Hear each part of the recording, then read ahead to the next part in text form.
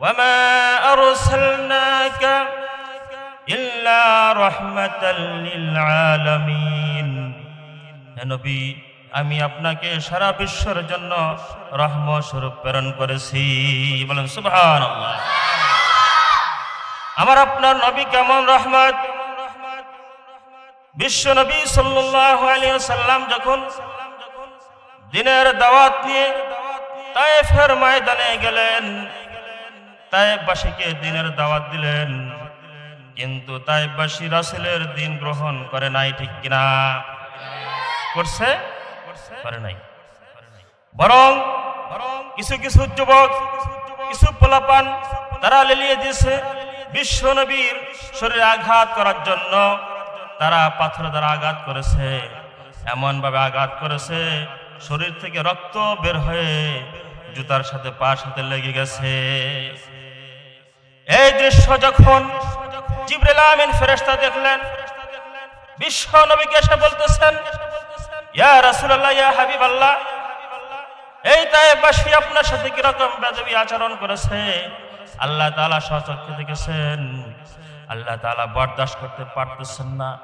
আপনি যদি অর্ডার দেন এই তায়েফের দুই পাশে দুইটা পাহাড় আছে আর এই পাহাড়ের মাঝখানে যত অধিবাসী আছে এই দুই পাহাড় দ্বারা চাপা দিয়ে তাদের সবাইকে ধ্বংস করে দেওয়া হবে বিশ্বনবী সাল্লাল্লাহু আলাইহি ওয়াসাল্লাম বলছেন না আমি চাই না তাদেরকে ধ্বংস করা হোক কারণ আমি আল্লাহর কাছে দোয়া করি আল্লাহুম্মা গফির লিকাওমি ফাইন্নাহুম লা ইয়ালামুন হে আল্লাহ তুমি আমার জাতিকে maaf করে দাও কারণ তারা বুঝতেছে না বলেন সুবহানাল্লাহ বিশ্বনবী সাল্লাল্লাহু আলাইহি সাল্লাম মার খেয়েছেন রক্তাক্ত হয়েছেন উহুদের ময়দানে দান মোবারক শহীদ করে দিয়েছেন এত জুলুম নির্যাতন সহ্য করার পরেও উম্মতের জন্য বদদুয়া করেন বলেন সুবহানাল্লাহ এমন দয়াল নবী রহমতের নবী সেই নবীর কথা আমরা ভুলে গেছি ঠিক কিনা এমনও মুসলমান আছে যারা বিশ্ব নবীর চরিত্র নিয়ে কটূক্তি করে আসে না নাই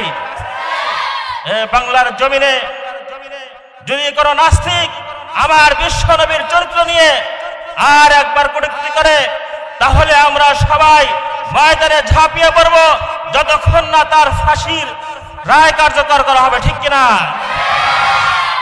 রাজি আছেন তো কে কে রাজি আছেন মাশাআল্লাহ মারহাবা চিল্লা বলেন মারহাবা হাতমান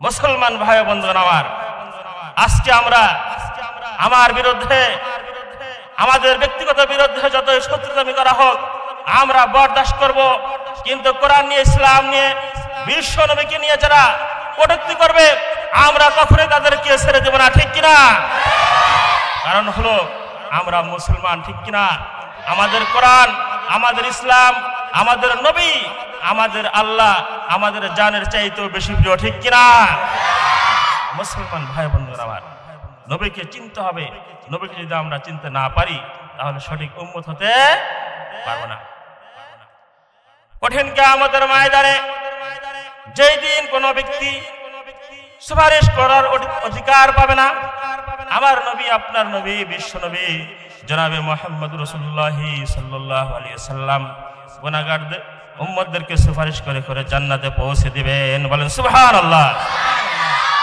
সেই নবীর সাথে সম্পর্ক কায়েম করার প্রয়োজন আছে না নাই অবশ্যই আছে মুসলমান বন্ধুগণ আমার আমরা আজকে নবীকে চিনতেছি না যার কারণে নবীর অনুসরণ অনুকরণ করতে পারতেছি না আল্লাহ তাআলা বলেন কুল ইন কুনতুম তুহিব্বুনাল্লাহা ফাত্তাবিউনি ইউহিব্বুকুমুল্লাহ ওয়া ইয়াগফির লাকুম যুনুবাকুম ওয়াল্লাহু গফুরুর রহিম হে নবী বিশ্বের মানুষকে জানিয়ে দিন তারা যদি আমি আল্লাহকে ভালোবাসতে চায় আমি আল্লাহকে মহব্বত করতে চাই তাহলে আপনাকে যেন মহব্বত করে আর যদি আপনাকে মহব্বত করে আপনাকে অনুসরণ করে তাহলে আমি আল্লাহকে ভালোবাসা হয়ে যাবে বলেন সুবহানাল্লাহ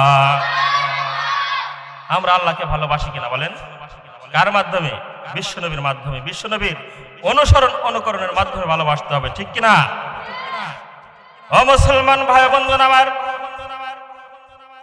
আমরা যত ইবাদত করি না কেন, আল্লাহ আল্লাহ রাসূলের মহব্বত যদি অন্তরে না থাকে তাহলে ওই ইবাদত কখনোই গ্রহণযোগ্য হবে না।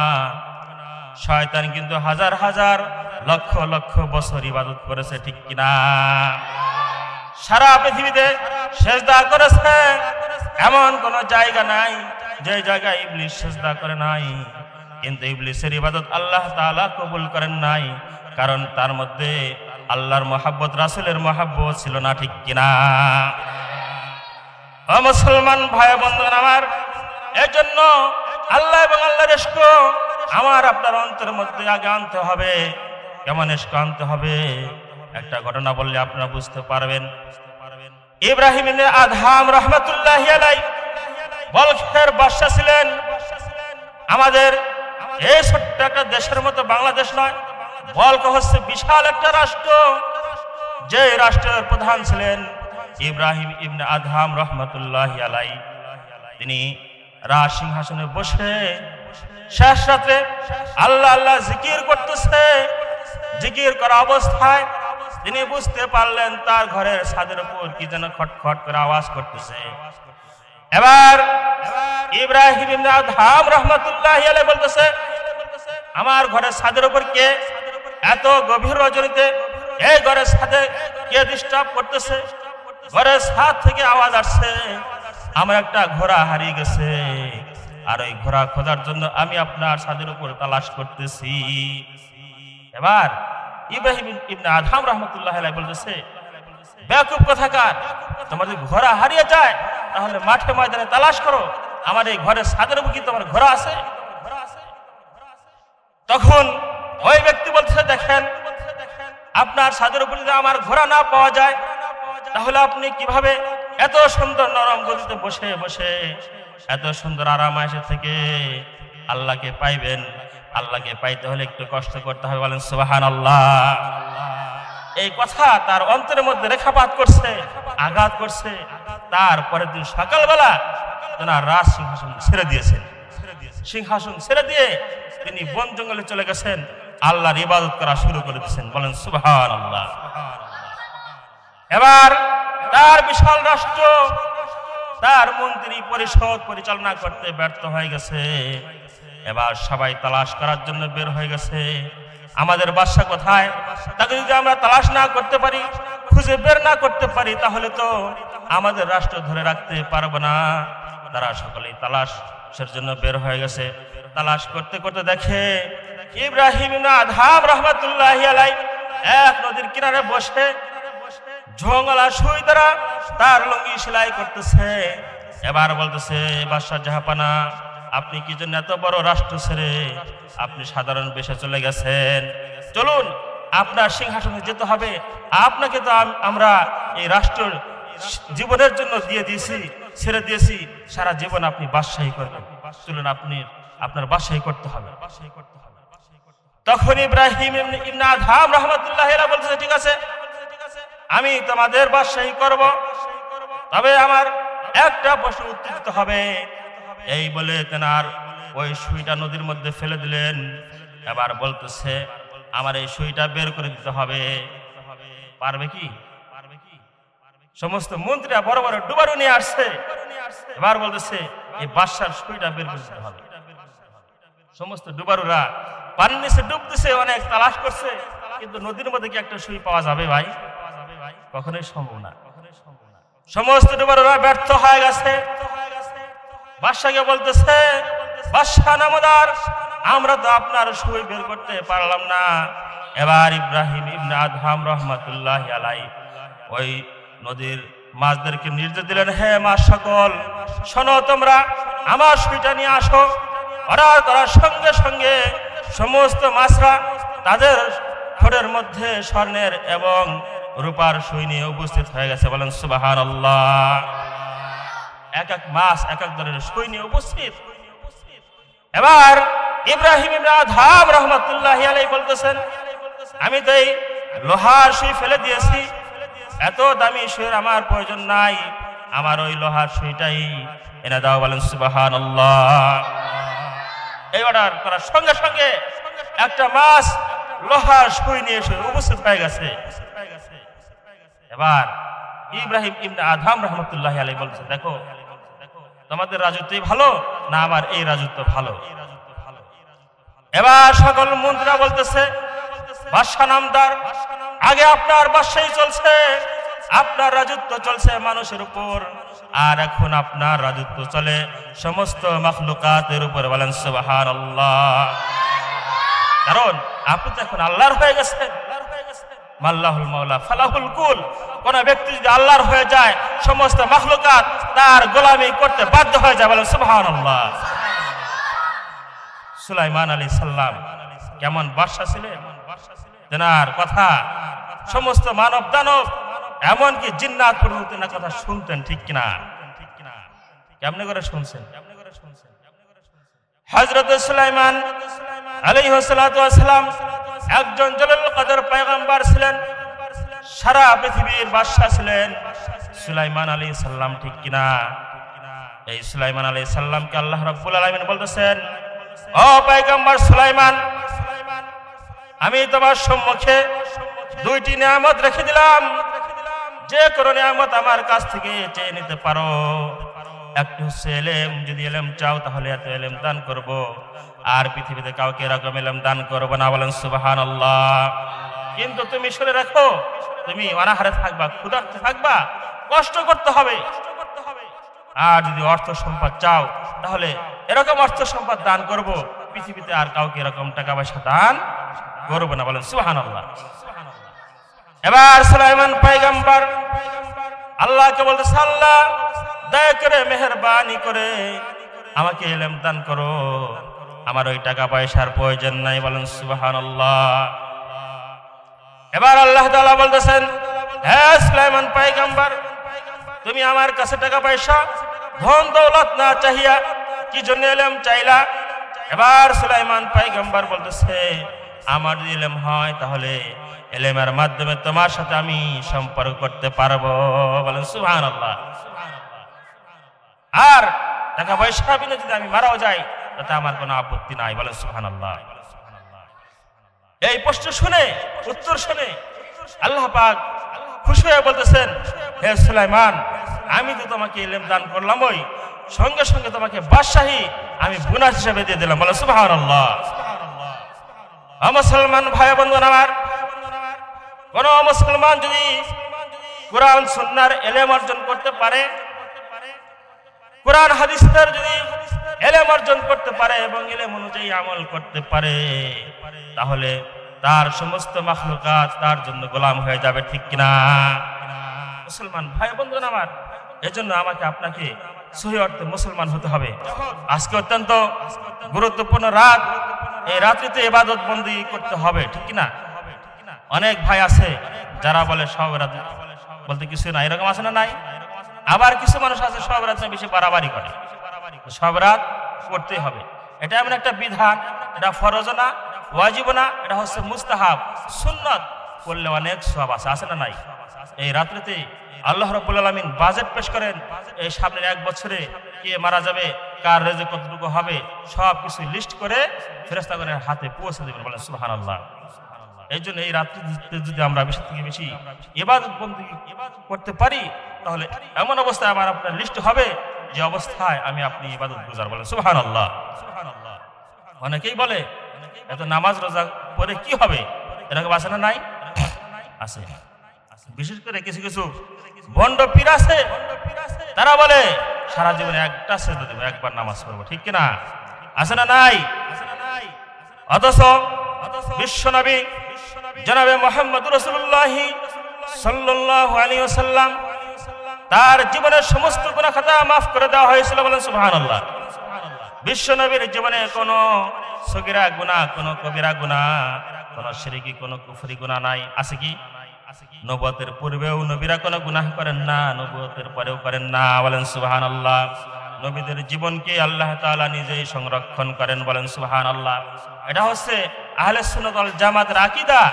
যারা সহি অর্থে আহলে সুন্নাত ওয়াল জামাতের অনুসারী, তাদের আকীদা হচ্ছে নবীরা সমস্ত ভুলের ঊর্ধ্বে। বলেন সুবহানাল্লাহ। এমন নবী, বিশ্ব নবী যখন নামাজে দাঁড়াইতেন, কয়েক পারা কোরআনে কারীম তেলাওয়াত করতেন, এমনকি তার পা মুবারক ফুলে ফেটে যাওয়ার উপক্রম হয়ে যেত। আয়েশা সিদ্দিকা রাদিয়াল্লাহু তাআলা আনহা বলতেন, ইয়া নবী, ইয়া রাসূলুল্লাহ, ইয়া হাবিবাল্লাহ, আপনার তামাম জিন্দেগীর গুনাহ খাতা মাফ করে দেওয়া হয়েছে, এরপরেও আপনি এত ইবাদত কি জন্য করেন? বিশ্বনবী সাল্লাল্লাহু আলাইহি সাল্লাম বলছেন, আফালা কুনু আবদান শাকুরা, তাহলে কি আমি আল্লাহ তাআলার গুণকীর্তন করব না? যে আল্লাহ রাব্বুল আলামিন আমাকে সর্বশেষ নবী বানিয়েছেন, রাহমাতাল লিল আলামিন বানিয়েছেন, সমস্ত নবীদের ইমাম বানিয়েছেন, এতগুলি পজিশন আমাকে না চাইতে দান করেছেন, আমি কি তার কৃতজ্ঞ হব না? বলেন সুবহানাল্লাহ। বিশ্বনবী সাল্লাল্লাহু আলাইহি সাল্লাম এত ইবাদত করতেন, সারা বছর রোজা রাখতেন, নামাজ পড়তেন, ইবাদতে কাটে দিতেন। বলেন সুবহানাল্লাহ। ও মুসলমান ভাই বন্ধুগণ আমার, আমরা সেই নবীর উম্মত হইছি, কিন্তু আমরা পাঁচ ওয়াক্ত নামাজ পড়তে পারতেছি না। এটা বহুত বড় পরিতাপের বিষয়। আজকে থেকে আমরা সবাই ওয়াদাবদ্ধ হয়ে যাব, আজকে থেকে আমরা পাঁচ ওয়াক্ত নামাজ পড়বো ইনশাআল্লাহ। আমরা সবাই পারবো তো? বলে ইনশাআল্লাহ। দেখেন, আগের জামানার সাধারণ থেকে সাধারণ মানুষ আল্লাহর ইবাদত আর গুণকীর্তন করত, যার কারণে আগের জামানায় রাষ্ট্রে, সমাজে, মানুষের ব্যক্তিগত জীবনে, পারিবারিক জীবনে সব জায়গায় শান্তি ছিল, ঠিক কিনা? এখন মানুষ আল্লাহকে ভুলে গেছে, আল্লাহ মানুষকে ভুলে গেছে, ঠিক কিনা? মুসলমান ভাই বন্ধুরা আমার, কিতাবের মধ্যে ঘটনা দেখলাম, এক সাধারণ মানুষ, এক বাদশা গোলাম ক্রয় করার জন্য গেছে বাজারে। আগের জামানায় মানুষ গরু ছাগলের মতো হাটে ঘাটে বিক্রি হতো, ঠিক কিনা? গোলামের প্রচলন ছিল। ওই বাদশা একটা গোলাম ক্রয় করার জন্য বাজারে চলে গেছে। দেখে একটা জীর্ণ শীর্ণ গোলাম, শরীরে শক্তি নাই, দুর্বল টাইপের গোলাম। এবার তাকে ক্রয় করে নিয়ে আসছে। এবার গোলাম বলতেছে, হে মনিব, আপনি তো আমাকে ক্রয় করছেন, তবে আপনার সঙ্গে আমি তিনটা শর্ত করতে চাই। বলেন সুবহানাল্লাহ। এক নাম্বার শর্ত হলো, যখন নামাজের সময় হবে তখন আমাকে ছুটি দিতে হবে। আর দুই নাম্বার শর্ত হলো, আমার জন্য একটা নির্জন বাসস্থান করে দিতে হবে, ঘর বানাতে হবে, যে ঘরে অন্য কেউ প্রবেশ করবে না, শুধু আমি তো থাকবো। আর তৃতীয় নাম্বার শর্ত হচ্ছে, আমার থেকে যা কাজ নিবেন দিনের বেলায় নিবেন, রাত্রে আমি কোনো কাজ করতে পারবো না। বলেন সুবহানাল্লাহ। তিনটা শর্ত করছে। কয়টা? মনিব বলছে, ঠিক আছে, তোমার তিনটা শর্ত আমি মেনে নিলাম। বাড়ি নিয়ে গেছে, নিয়ে যাওয়ার পরে বলছে, দেখো আমার বিশাল বাড়ি, এই বাড়ির কোন বিল্ডিংটা তোমার পছন্দ হয় দেখো। এবার ওই গোলামটা বাড়ির চারি সাইডে ঘুরে দেখে একটা মাত্র কুড়ে ঘর আর বড় বড় বিল্ডিং রয়েছে। তিনি ওই কুড়ে ঘরটা বেছে নিলেন। বলতেছে, মনিব, আমার এই কুড়ে ঘরটা পছন্দ হয়, এখানে আমি বসবাস করব। তখন তার মনিব বলতেছে, এত সুন্দর সুন্দর দালান কোঠা বিল্ডিং থাকা অবস্থায় তুমি এই কুড়ে ঘরটা কি জন্য পছন্দ করতেছো? বলতেছে, মনিব, আপনি জানেন না, এই কুড়ে ঘরের মধ্যে যদি আমি আল্লাহ তাআলার ইবাদত করি, তাহলে আল্লাহ তাআলা এই ঘরটাকে জান্নাতের বাগিচা বানিয়ে দিবেন। বলেন সুবহানাল্লাহ। এবার তার মনিব বলছে, ঠিক আছে, তুমি এই কুড়ে ঘরের মধ্যে বসবাস করো, ঠিক আছে। এবার ওই গোলাম দিনের বেলায় মনিবের কাজ করে আর পাঁচ ওয়াক্ত নামাজ আদায় করে। আর যখন রাত হয় তখন সে আল্লাহর দরবারে সিজদায় পড়ে যায়, হে আল্লাহ, আমি তো সারা দিন তোমার ইবাদত বন্দী করতে পারি না, রাত্রি বেলায় আমার ইবাদত খানা কবুল আর মঞ্জুর করে নাও। বলেন সুবহানাল্লাহ। এই অবস্থা প্রত্যেক দিন চলে। একদিন হঠাৎ ওই বাদশা তার বাড়িতে একটা আড্ডা জমাইছে, মদের আড্ডা। তার বন্ধু বান্ধব সবাই উপস্থিত হয়ে গেছে। সারা রাত এরকম আড্ডা চলছে। গভীর রাত্রিতে তার বন্ধু বান্ধব সবাই বিদায় নিয়ে গেছে। এবার বাদশা তার ওই ঘরের দিকে চলে গেছে। দেখে তাদের ওই গোলাম সিজদায় গিয়ে আল্লাহর দরবারে কান্নাকাটি করতেছে। আর আল্লাহ তাআলা তার ঘরের মধ্যে আসমান থেকে এমন একটা নূরের ব্যবস্থা করে দিয়েছেন, যার কারণে সারা ঘরটা আলোকিত হয়ে গেছে। বলেন সুবহানাল্লাহ। তখন বাদশা দেখে আশ্চর্য হয়ে গেছে, হায় আমাদের সাধারণ গোলাম আল্লাহর সাথে এত সম্পর্ক। তার স্ত্রীকে গিয়ে বলতেছে, আমাদের গোলামের তো এই অবস্থা, তার তো সম্পর্ক এক আল্লাহর সাথে। বলেন সুবহানাল্লাহ। তার স্ত্রী বলতেছে, ঠিক আছে আমি আগামীকাল তার অবস্থা একটু দেখবো। তারপরের দিন তার স্ত্রী গভীর রজনীতে ওই গোলামের ঘরের নিকটে গেলেন, দেখেন একই অবস্থা। গোলাম আল্লাহর দরবারে সিজদায় পড়ে রোনাজারি করে, আর আল্লাহ তাআলার পক্ষ থেকে একটা আলো এসে তার ঘরটা আলোকিত করে দিয়েছে। বলেন সুবহানাল্লাহ। এই অবস্থা দেখার পর তারপরের দিন সকালবেলা তাকে ডাকা হলো রাজ দরবারে। গোলামকে বলতেছে, হে গোলাম, তোমার আর কোনো কাজ করতে হবে না, যাও তোমাকে চিরতরে আজাদ করে দিলাম। বলেন সুবহানাল্লাহ। কারণ তোমার সাথে আল্লাহর সম্পর্ক আমরা বুঝতে পারছি, রাত্রে দেখছি। বলেন সুবহানাল্লাহ। তার গোলাম একথা শোনার সঙ্গে সঙ্গে আল্লাহর দরবারে হাত উঠায় বলতেছে, হে আল্লাহ, আমার সাথে তোমার সাথে একটা গভীর সম্পর্ক ছিল। আমি তোমার কাছে ওয়াদা করেছিলাম এই গভীর সম্পর্ক কোনো মানুষ যাতে বুঝতে না পারে। যেহেতু আমার সাথে তোমার সাথে সম্পর্ক এটা মানুষ জানতে পারছে, আমি আর দুনিয়াতে থাকতে চাই না। বলেন সুবহানাল্লাহ। সঙ্গে সঙ্গে গোলাম ওখানেই হঠাৎ করে মৃত্যুবরণ করলেন। বলেন সুবহানাল্লাহ। বন্ধুগণ আমার, দেখেন আগেকার মানুষের ইবাদত করছে, ইবাদতের মধ্যে কেমন ইখলাস ছিল। ইখলাস ছাড়া ইবাদত আল্লাহ তাআলা কবুল করেন না।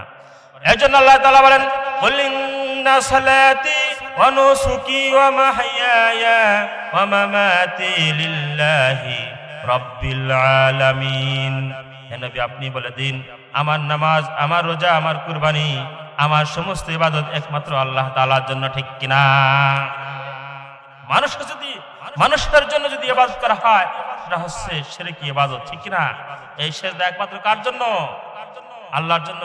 কোন মানুষকে সিজদা করা যাবে? কোন পীর বাবা, দয়াল বাবা, কিবলা বাবা, ন্যাংটা বাবা, গাজা বাবা, খাজা বাবার দরবার সিজদা চলবে? সিজদা চলবে একমাত্র কার কদমে? আল্লাহর কদমে, ঠিক কিনা? এমনও মানুষ আছে যারা ভণ্ড পীরের মুরিদ, আবার ওখানে গিয়ে সিজদা করে আসরা নাই। যে মারা গেছে সেই তো সবচেয়ে বড় অভাবে, ঠিক কিনা? আমার আপনার দোয়ার জন্য তারা চাতক পাখির মতো তাকে আসে, কখন আমাদের জন্য হাদিয়া পাঠাবে, ঠিক কিনা? তাদের জন্য আবার সিজদা কিসের? ইবাদত করতে হবে একমাত্র আল্লাহ, ঠিক কিনা? এই কপাল কার জন্য বলেন? আল্লাহর জন্য। আল্লাহ তাআলা বলেন, উসজুদ ওয়াক্তারিব, একমাত্র আমার জন্য সিজদা করো আর আমার একদম নিকটতম বান্দা হয়ে যাও। বলেন সুবহানাল্লাহ। ও মুসলমান ভাই বন্ধুরা আমার, দুনিয়ার মধ্যে একজন গোলাম তার মনিবের অর্ডার ছাড়া চলতে পারে না। সব সময় তার মনিবের অর্ডার মেনেই চলতে হয়। অনুরূপ ভাবে আমরা হলাম আল্লাহ তাআলার গোলাম। আমাদের লক্ষ্য আর টার্গেট থাকবে আল্লাহ তাআলাকে সন্তুষ্ট করা, ঠিক কিনা? আল্লাহ তাআলাকে সন্তুষ্ট করতে হবে। কোন কাজ আল্লাহ তাআলা সন্তুষ্ট হন সেই কাজ করতে হবে। মুসলমান ভাই বন্ধুরা আমার, কিতাবের মধ্যে একটা ঘটনা দেখলাম। রাবিয়া বসরি রাদিয়াল্লাহু তাআলা আনহা, উনি একজন মহিলা মানুষ ছিলেন, কিন্তু বহুত বড় আল্লাহর ওলি ছিলেন। এমন ওলি ছিলেন, আল্লাহর সঙ্গে সম্পর্ক ছিল, যার কারণে তিনি জীবনে কখনো কারো সাথে বিবাহ বন্ধনে আবদ্ধ হন নাই। বলেন সুবহানাল্লাহ। সবসময় আল্লাহর ইবাদত আর বন্দি করতেন, সারা বছর নফল রোজা রাখতেন, আর সারাদিন নামাজ পড়তেন।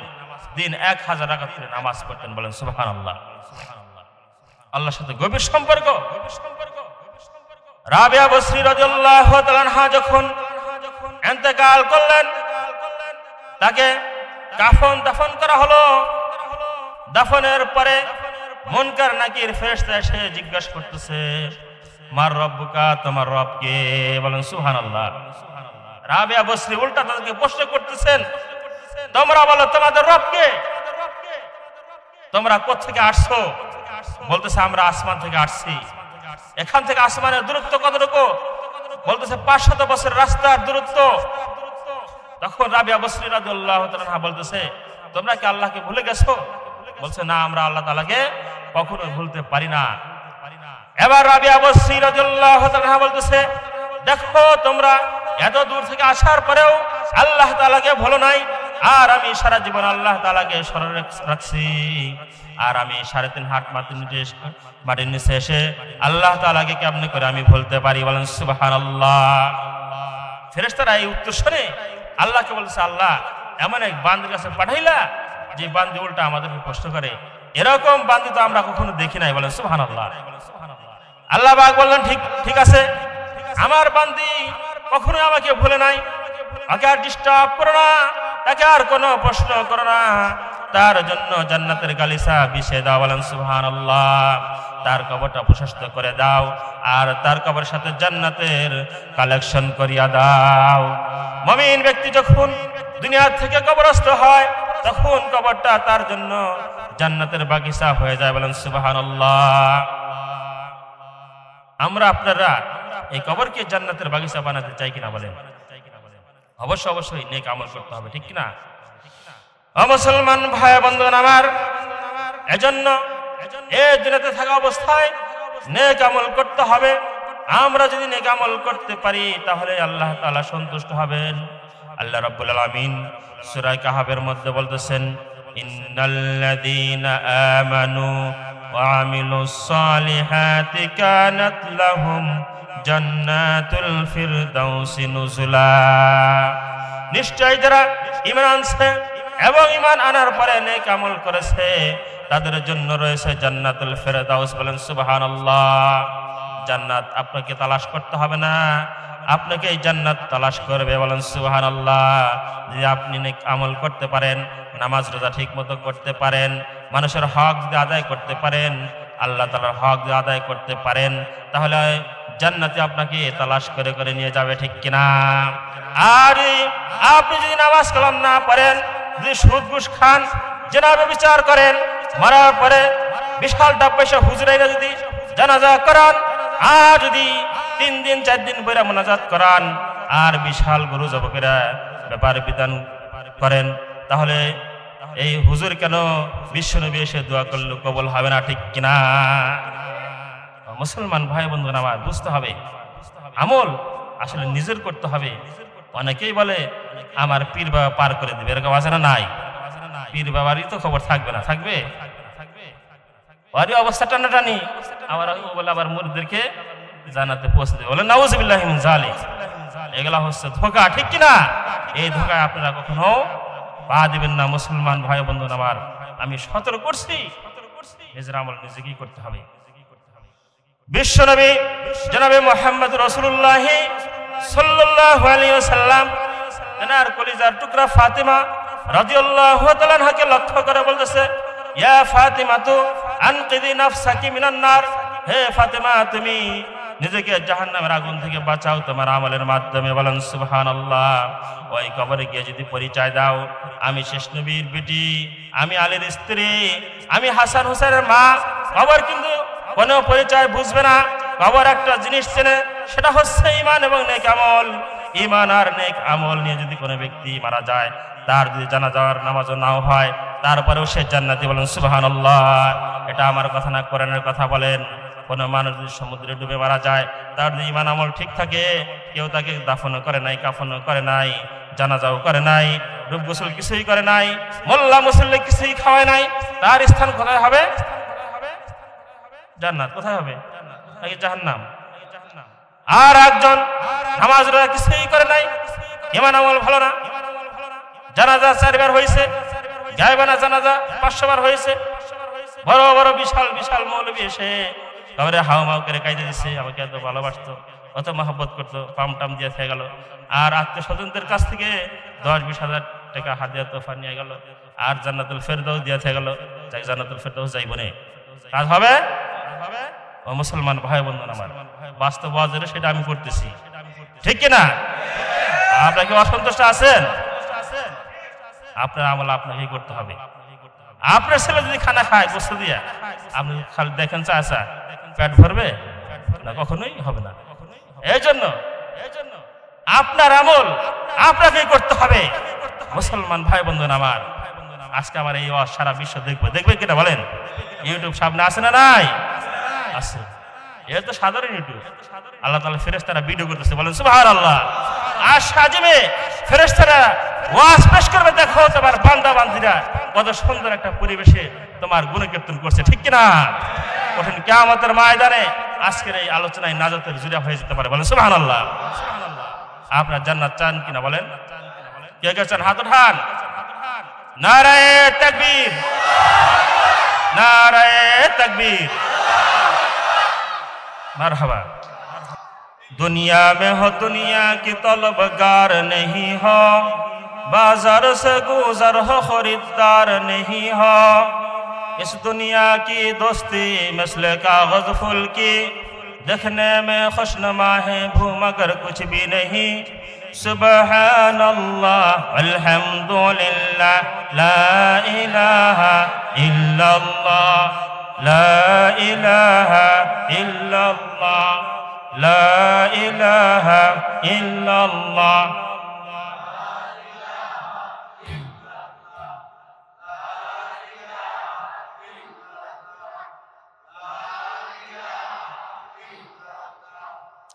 ला इलाहा इल्लल्लाहु मुहम्मदुर रसूलुल्लाह सल्लल्लाहु अलैहि वसल्लम। मुसलमान भाई बंधु আমার, তাহলে আমি আপনি যদি নাজাত পেতে চাই, অবশ্যই অবশ্যই নেক আমলের প্রয়োজন আছে না নাই? আছে। এক ব্যক্তি খুব ইবাদত বন্দী করত, কিন্তু মানুষকে ইসলামের দাওয়াত দেয় নাই, ভালো কথা বুঝায় নাই। ওই এলাকার মানুষ সব খারাপ হয়ে গেছে।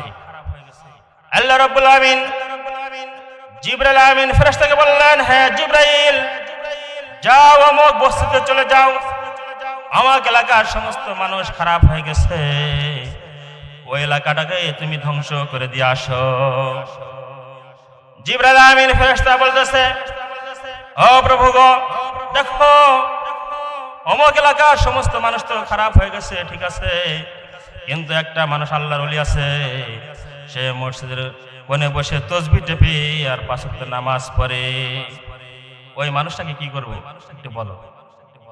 আল্লাহ তাআলা বললেন, হে ফেরেশতা শোনো, ওই বুজুর্গকে আগে ধ্বংস করো, ওকে আগে উল্টা দাও, কারণ সে একা একা নামাজ পড়ে তাসবিহ তাহলিল তেলাওয়াত করে, আর তার পাড়া প্রতিবেশী বন্ধু বান্ধব তাদের কিছুই বলে না, সুতরাং ওকে আগে ধ্বংস করে দাও, ঠিক কিনা? মুসলমান ভাই বন্ধু আমার, ইসলাম আপনি জানেন অপরের কাছে প্রচার করতে হবে। এরা কে দিয়েছেন এই দায়িত্ব? আল্লাহর নবী সাল্লাল্লাহু আলাইহি সাল্লাম দিয়েছেন। বিদায় হজের ভাষণে লক্ষাধিক সাহাবায়ে কেরামের মাঝে বিশ্বনবী ঘোষণা করলেন, হ্যাঁ সাহাবায়ে কেরাম শোনো, আমি কি তোমাদের কাছে ইসলাম পরিপূর্ণভাবে পৌঁছে দিয়েছি? সমস্ত সাহাবায়ে কেরাম সাক্ষ্য দিয়েছেন, হ্যাঁ অবশ্যই অবশ্যই আপনি পৌঁছে দিয়েছেন। বিশ্বনবী সাল্লাল্লাহু আলাইহি সাল্লাম আসমানের দিকে ইশারা করে বলতেছেন, আল্লাহুম্মা শাহাদ আল্লাহুম্মা শাহাদ আল্লাহুম্মা শাহাদ, হে আল্লাহ তুমি সাক্ষী থেকে, বলেন সুবহানাল্লাহ। এরপরে বিশ্বনবী সাল্লাল্লাহু আলাইহি সাল্লাম বলছেন, বাল্লিগু আন্নী ওয়ালাউ আয়া, আমার পক্ষ থেকে একটা বাণী হইলেও অপরের ব্যক্তির কাছে তোমরা পৌঁছে দাও, বলেন সুবহানাল্লাহ। সুতরাং আমরা যা শুনবো অপরের কাছে পৌঁছে দেব, ঠিক আছে তো? ইনশাআল্লাহ, বলেন ইনশাআল্লাহ। এজন্য আল্লাহ তাআলা বলতেছেন, ইয়া আইয়ুহাল্লাযীনা আমানু কু আনফুসাকুম ওয়া আহলিকুম নারা, হে ঈমানদাররা, তোমরা নিজেরাও জাহান্নামের আগুন থেকে বাঁচো, আর তোমাদের পরিবার পরিজন বাল বাচ্চা আওলাদ ফরজান্দ যেগুলো আছে তাদেরকেও বাঁচানোর চেষ্টা করো, বলেন সুবহানাল্লাহ। তাহলে শুধু নিজে নিজে জান্নাতে যেতে চাইলে হবে না, আমার পরিবার পরিজন, আমার পাড়া প্রতিবেশী, গ্রামবাসী, মহল্লাবাসী সবাইকে নিয়ে আমরা জান্নাতে যেতে চাই, বলেন সুবহানাল্লাহ। তাহলে এই কাজটা যদি করতে চাই অবশ্যই অবশ্যই অপরের নিকট ইসলামের কথা প্রচার করতে হবে, হবে কিনা বলেন? আপনারা প্রচার করবেন তো? বলেন ইনশাআল্লাহ। আল্লাহ রাব্বুল আলামিন বলতেছেন, ওয়া মান আহসানু কাওলাম মিম্মান দাআ ইলাল্লাহি ওয়া আমিলা সালিহান ওয়া ক্বালা ইন্নানি মিনাল মুসলিমিন। ওই ব্যক্তির চাইতে উত্তম কথা কার হতে পারে যে ব্যক্তি মানুষকে আল্লাহ তাআলার দিকে আহ্বান করে, আর বলে আমি মুসলমানদের মধ্যে হতে একজন, বলেন সুবহানাল্লাহ। আমরা তো মুসলমান হিসেবে পরিচয় দিতে লজ্জাবোধ করি। অনেক মুসলমান আছে তারা নিজেদেরকে নাস্তিক হিসেবে পরিচয় দিতে চায়, ঠিক কিনা? এমন কিছু কথাবার্তা বলে যে মসজিদ মাদ্রাসা আলেম ওলামাদের কি হবে এগুলা দিয়ে। এই নাস্তিকের বাচ্চা শোন, আজকে এই বাংলার জমিনে মসজিদ মাদ্রাসা ওলামায়ে কেরাম আছে বিধায় তোরা এই জমিনে চলাফেরা করতে পারতেছিস, ঠিক কিনা? আজকে যদি এই বাংলাদেশে মসজিদ মাদ্রাসা ওলামায়ে কেরাম না থাকে তাহলে কোন নাস্তিকের বাচ্চার জন্য আল্লাহ তাআলা এই পৃথিবী বানান নাই, ঠিক কিনা? একমাত্র ইমানদারদের জন্য পৃথিবী বানাইছেন, ঠিক কিনা? বুঝে আসছে? দেখেন বিবাহ শাদীর মধ্যে কিন্তু বরকে কেন্দ্র করে সবাই খানা খায়, ঠিক কিনা? কিন্তু বর কিন্তু ওই দিন ভালো মন্দ তেমন খাইতে পারে না, পারে কি? লজ্জায় বিভিন্ন কারণে সে ভালো মন্দ খাইতে পারে না, তার জন্য প্রস্তুত করা হয় কিন্তু সে খাইতে পারে না। অনুরূপ ভাবে যারা ওলামায়ে কেরাম, যারা মুসলমান, তারা হচ্ছে দুনিয়ার বরযাত্রী।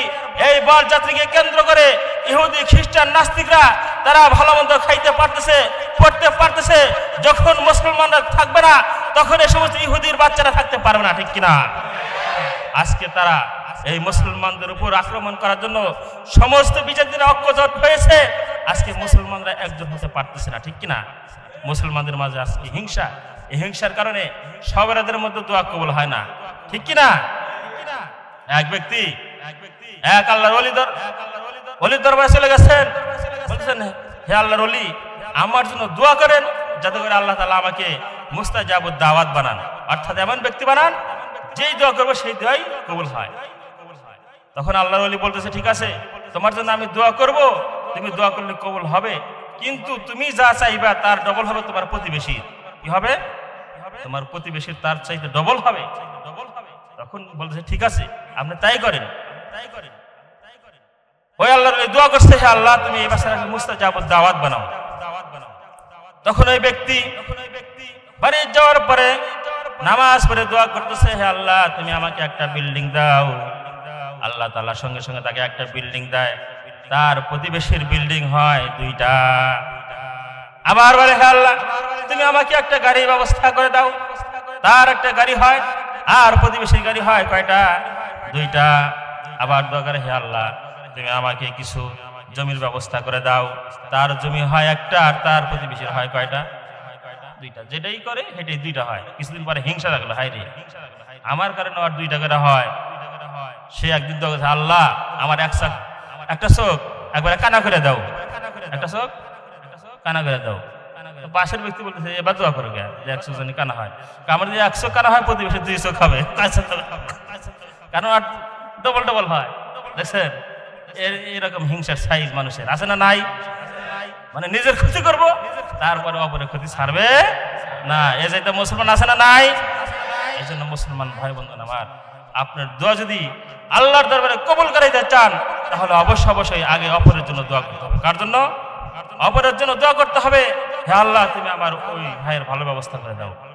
তখন আল্লাহ তাআলা ফেরেশতাদেরকে বলবে, হে ফেরেশতারা ওর বাজারে আগে লাগ, তারপরে ওর ভাইকে দিয়ে দিই। বলেন সুবহানাল্লাহ। মুসলমান ভাই বন্ধু আমার, হিংসা বিদ্বেষ সবকিছুই, তাকাব্বুর অহংকার সবকিছু দূর করে দিতে হবে, তাহলে ওই ব্যক্তি আল্লাহর সাথে সম্পর্ক কায়েম করতে পারবে, ঠিক কিনা? ও মুসলমান ভাই বন্ধু আমার, এজন্য আজকের রাত্রি অত্যন্ত গুরুত্বপূর্ণ রাত। এই রাত্রিতে আল্লাহ তাআলা দোয়া কবুল করবেন। আল্লাহ তাআলা কোরআনে কারীমের মধ্যে বলতেছেন উদউনি আস্তাজিব লাকুম, হে বান্দারা তোমরা আমাকে ডাকো, আমি অবশ্যই তোমাদের ডাকে সাড়া দেব। বলেন সুবহানাল্লাহ। বিশ্বনবী সাল্লাল্লাহু আলাইহি সাল্লাম হাদিস শরীফের মধ্যে বলতেছেন আদ-দুআউ হুয়াল ইবাদাহ, দোয়াটাই হচ্ছে ইবাদত। বলেন সুবহানাল্লাহ। মাল্লাম ইয়াসআলিল্লাহ ইয়াগদাব আলাইহি, যে ব্যক্তি আল্লাহ তাআলার নিকটে কিছুই চায় না আল্লাহ তাআলা তার উপর রাগান্বিত হয়ে যান। মানুষের কাছে চাইলে মানুষ অসন্তুষ্ট হয়, যত বড় এমপি হোক না কেন, মন্ত্রী হোক না কেন, যত বড়ই শিল্পপতি হোক না কেন, একদিন 2 দিন চাবেন দিবেন, তারপরের দিন চাবেন সে মুখ কালা করবে, ঠিক কিনা? আর দেবে না। বলবে বাবা যাও কামাই করে খাওয়া, দেখো কিরকম লাগে, ঠিক কিনা? ও মুসলমান ভাই বন্ধুগণ আমার, আল্লাহ রাব্বুল আলামিন গভীর রজনীতে এসে বলেন, আলামি মুস্তাগফিরিন ফাগফির লাহু। কোন অপরাধী আছো, যে ব্যক্তি অপরাধ থেকে তওবা করবে আর আমি মাওলা তার তওবা কবুল করব, তার তামাম জিন্দেগীর সমস্ত গুনাহ খাতাগুলি মাফ করে দেব। বলেন সুবহানাল্লাহ। এমন কোন ব্যক্তি আছো যে রোগ শোকের মধ্যে ভুগতেছো, আমার কাছে চাও, আমি সমস্ত রোগ শোক ভালো করে দেব। এমন ব্যক্তি আছো যার ঋণগ্রস্ত আছো, আমার কাছে চাও, আমি সব কিছু ব্যবস্থা করে দেব। বলেন সুবহানাল্লাহ। এরকম ভাবে আল্লাহ তাআলা একদম ফজর পর্যন্ত মানুষদেরকে ঘোষণা করতে থাকেন। বলেন সুবহানাল্লাহ। এই জন্য আমরা যা কিছু চাবো, কার কাছে চাবো? এক আল্লাহর কাছে চাইবো, মানুষের কাছে কিছুই চাইবো না, কোনো আশাও রাখবো না, তাহলে দিলের মধ্যে কোনো কষ্ট লাগবে না, ঠিক কিনা? মানুষ আমাকে কি দিতে পারবে? কিছু দিতে পারবে না। যে আল্লাহ তাআলা আমাকে আপনাকে সৃষ্টি করছেন, আল্লাহ তাআলা প্রতিপালন করেন, সে আল্লাহ তাআলা সব কিছুর ব্যবস্থা করে দিবেন, ঠিক কিনা? ও মুসলমান ভাই বন্ধুগণ আমার, এজন্য আজকের রাত অত্যন্ত গুরুত্বপূর্ণ রাত। এই রাত্রিতে আল্লাহ তাআলা সমস্ত মানুষকে ক্ষমা করে দিবেন, কিন্তু দুই শ্রেণীর মানুষকে আল্লাহ তাআলা ক্ষমা করবেন না। কয় শ্রেণীর মানুষকে? দুই শ্রেণীর মানুষকে। এক শ্রেণীর মানুষ হচ্ছে যারা কুফরি গুনাহ করে, শিরকি গুনাহ করে, তাদেরকে আল্লাহ তাআলা কখনোই ক্ষমা করবেন না। আর দ্বিতীয় শ্রেণীর মানুষ হচ্ছে যারা জাদুটোনা করে, মানুষের ক্ষতি করে। এরকম মানুষ আছে না নাই? মানুষকে বান দেয়, কুফরি কালাম দিয়ে বান দেয়, এদেরকে আল্লাহ তাআলা ক্ষমা করবেন না। এরপরে মাতা পিতার নাফরমানি সন্তান, যারা মাতা পিতার সাথে অবাধ্য আচরণ করে, তাদেরকে আল্লাহ তাআলা ক্ষমা করবেন না। ও মুসলমান ভাই বন্ধুরা আমার, আল্লাহ রাব্বুল আলামিন আমাকে আপনাকে সৃষ্টি করছেন, কিন্তু দুনিয়াতে পাঠাইছেন মাতা পিতার মাধ্যমে। মাধ্যম ছাড়া আপনি কেউ আসতে পারি নাই। এই জন্য আল্লাহ তাআলা বলেন, ওয়াকাদা রাব্বুকা আল্লা তা'বুদু ইল্লা ইয়াহু ওয়া বিল ওয়ালিদাইনি ইহসানা। আমি সমস্ত মানুষকে নির্দেশ দিচ্ছি, তোমরা একমাত্র আমার ইবাদত আর গোলামি করো, আর মাতা পিতার সেবা করো, যত্ন করো। কারণ মাতা পিতার মাধ্যমে তোমরা দুনিয়াতে আসতে পারছো, এজন্য মাতা পিতার কি করতে হবে? আদেশ মানতে হবে, ঠিক কিনা? ও মুসলমান ভাই বন্ধুরা আমার, আমরা কালেকশন দিকে চলে যাব আর 2-1 মিনিটের মধ্যে, ঠিক আছে? ইনশাআল্লাহ। রাজি আছেন তো? সবাই রাজি আছেন? হ্যাঁ, নড়া বন্ধু তো আবার কই 1 ঘন্টা হই নাকি? ও মুসলমান ভাই বন্ধুরা আমার, মাতা পিতাকে সম্মান করতে হবে। আপনি যদি মাতা পিতাকে সম্মান করেন, তাহলে আপনাদের হায়াত তৈবা আল্লাহ তাআলা বৃদ্ধি করে দেবেন। বলেন সুবহানাল্লাহ। মাতা পিতাকে ভালো মন্দ খাওয়ান। মাতা পিতা যেই দোয়া করবে, কোন পীর, কোন ওলি আল্লাহ সেই দোয়া করতে পারবে না। পারবে না। মুসলমান ভাই বন্ধু আমার, আমরা আজকে মাতা পিতার দোয়া নিতে জানি না। দোয়া নেই বন্ধু বান্ধবের, ঠিক কিনা? দোয়া নেই শ্বশুর শাশুড়ির। আম্মা জান আপনি দোয়া করেন, ঠিক কিনা? শ্বশুর শাশুড়ির দোয়া দিয়ে কি কাজ হবে ভাই? কোনো কাজ হবে না। মাতা পিতার দোয়া অবশ্যই নিতে হবে। 100% সিউরিটি রয়েছে মাতা পিতার দোয়া, ঠিক কিনা? 100%, এর মধ্যে কোনো সন্দেহ নাই। আছে? ও মুসলমান ভাই বন্ধুরা আমার, আজকের রাত অত্যন্ত গুরুত্বপূর্ণ রাত, যার কারণে আপনাদেরকে আমি কোরআন সুন্নাহ থেকে গুরুত্বপূর্ণ আলোচনাগুলো শোনাইতেছি, ঠিক কিনা? এই আলোচনাগুলো নাই একজন বড় বক্তার কাছ থেকে শুনবেন, অনেক টাকা নেবে, ঠিক কিনা? নেবে কিনা? নেবে, কিন্তু আমি মোটামুটি ফ্রি সার্ভিস দিচ্ছি আজকে। বলেন সুবহানাল্লাহ। সুবহানাল্লাহ। মুসলমান ভাই বন্ধুরা আমার, আপনারা অনেকে বুঝতেছেন না যে হুজুর কি ওয়াজ করতেছে। অনেকে বলতেছে হুজুর এটা একটা ওয়াজ হইলো। মুসলমান ভাই বন্ধুরা আমার, যা হোক, আপনারা যদি শোনেন তাহলে ওয়াজ বের হবে, ঠিক কিনা? ওয়াজ হচ্ছে শ্রোতার সাথে, ঠিক কিনা? শ্রোতা যদি শোনে তাহলে বক্তার মুখ থেকে এমনি ভালো ভালো কথা বের হয়, ঠিক কিনা? আপনারা যা কিছু শুনবেন আমলের নিয়তে শুনবেন, যে বক্তার কাছ থেকে আমরা শুনে আমল করব, তাহলে কথা বের করে দিবেন কে? আল্লাহ তাআলা, ঠিক কিনা? ও মুসলমান ভাই বন্ধুরা আমার, দেখেন বিশ্বনবী জনাবে মুহাম্মদ রাসূলুল্লাহ সাল্লাল্লাহু আলাইহি সাল্লাম কত দরদের নবী ছিলেন, মায়ার নবী ছিলেন। যার কারণে আমরা হাজারো নিয়ামত পেয়েছি, সুযোগ সুবিধা পেয়েছি, লাইলাতুল কদর পেয়েছি, লাইলাতুল বরাত পেয়েছি, রমজান মাস পেয়েছি, কোরআন পেয়েছি, সুন্নাত পেয়েছি বিশ্ব নবীর মাধ্যমে, ঠিক কিনা? এই রাত্রিটা অত্যন্ত গুরুত্বপূর্ণ রাত। আর একটা রাত সামনে আসতেছে রমজানের মাসে, সেটা বলা হয় লাইলাতুল কদর। লাইলাতুল কদর, লাইলাতুল কদরের কথা কোরআনে আছে না নাই? লাইলাতুল বরাতের কথাও কোরআনে আছে, বলেন সুবহানাল্লাহ। এই দুইটা রাত্রির কথা কোরআনে আসছে। এই দুইটা রাত অত্যন্ত গুরুত্বপূর্ণ রাত। এই রাত্রে যদি কোনো নাফরমান ব্যক্তি ইবাদত করে তাহলে সে আল্লাহর ওলি হয়ে যেতে পারে, বলেন সুবহানাল্লাহ। আল্লাহর ওলি হওয়ার জন্য বেশি আমল লাগে না। আল্লাহ তাআলা যদি একটা আমল কবুল করেন, ওই আমলের মাধ্যমে আল্লাহ তাআলা ওলি হওয়া যায়, বলেন সুবহানাল্লাহ। এর মধ্যে একটা ঘটনা আসছে, বিশর হাফি রহমাতুল্লাহি আলাইহি, উনি একজন মদখোর ছিলেন, খারাপ প্রকৃতির মানুষ ছিলেন। একদিন মদের নেশা জাগলো, তার বন্ধু বান্ধবের সাথে রওনা হয়েছে মদখানায় শরাব পান করার জন্য। কিন্তু রাস্তার মাঝখানে যাওয়ার পরে দেখে এক টুকরা কাগজ রয়েছে, আর ওই কাগজের মাঝখানে কি যেন কালা কালা লেখা দেখা যায়, আরবি লেখা। সে তো পড়তে পারতেছে না, কিন্তু বুঝতে পারতেছে এটা আরবি লেখা। সঙ্গে সঙ্গে ওই কাগজটা উঠায়া চুম্বন করেছে। চুম্বন করার পরে তার বন্ধু বান্ধবদেরকে বলতেছে, যাও তোমরা শরাবখানায় চলে যাও, আজকে আমি শরাবখানায় যাব না, এই কাগজের টুকরা আমার মা কিনে দেখাবো, বলেন সুবহানাল্লাহ। এবার ওই বিশর হাফি রহমাতুল্লাহি আলাইহি ওই কাগজের টুকরাটা নিয়ে তার মাকে বলতেছে, মা দেখো এই কাগজের টুকরার মধ্যে কার জন্য নাম লেখা দেখতেছি। তার মা তো কোরআনে কারীম তেলাওয়াত করতো, আরবি পড়া বুঝতো, বলতেছে এই কাগজের টুকরার মধ্যে তোর রবের নাম লেখা, যেই রব তোকে সৃষ্টি করেছে, যেই রব তোর হায়াতের মালিক, যেই রব তোর মৌতের মালিক, তার নাম লেখা। এই কাগজের মধ্যে তো আমি বিসমিল্লাহির রহমানির রহিম লেখা দেখতে পাইতেছি। এবার বিশর হাফি রহমাতুল্লাহি আলাইহি ওই কাগজের টুকরাটা তার মার কাছ থেকে নিয়ে সুন্দরভাবে ধৌত করছে, বলেন সুবহানাল্লাহ। ধুয়ে পরিষ্কার করছে, পরিষ্কার করার পরে এবার ওই কাগজের টুকরাটা আতরের দ্বারা সুঘ্রাণ যুক্ত করছে, মখমল কাপড়ের মাধ্যমে পেঁচিয়েছে। এবার পেছনের উপরে তার মাথার উপর রেখে দিয়েছে। সারা রাত ঘুমায় না, ওই কাগজের টুকরাটা ইজ্জত করতেছে, আল্লাহর নামকে ইজ্জত দিচ্ছে, বলেন সুবহানাল্লাহ। গভীর রজনীতে তার ঘুমের ভাব আসছে। যখন চোখের মধ্যে ঘুমের ভাব আসছে, তখন আল্লাহ রাব্বুল আমিন তাকে ডাক দিয়ে বলছে, ইয়া বিশর রাফা'তা ইসমি ফালা ফারকা, এরে বিশর তুই ওই রাস্তার মধ্যে থেকে আমার নামটা কুড়িয়ে এনে এত যত্ন করলি, এত সম্মান দিলি, যার কারণে আমি তাকে আমার ওলি আল্লাহর দফতরে নাম লিখে দিলাম, বলেন সুবহানাল্লাহ। তারপরে থেকে বিশর হাফি রহমাতুল্লাহি আলাইহি এত বড় আল্লাহর ওলি হয়ে গেছেন যে তার নাম শুনলেই মানুষ রহমাতুল্লাহি আলাইহি বলেন সুবহানাল্লাহ। কারণ কি? এক টুকরা ওই আরবি লেখা সম্মান দেওয়ার কারণে, ঠিক কিনা?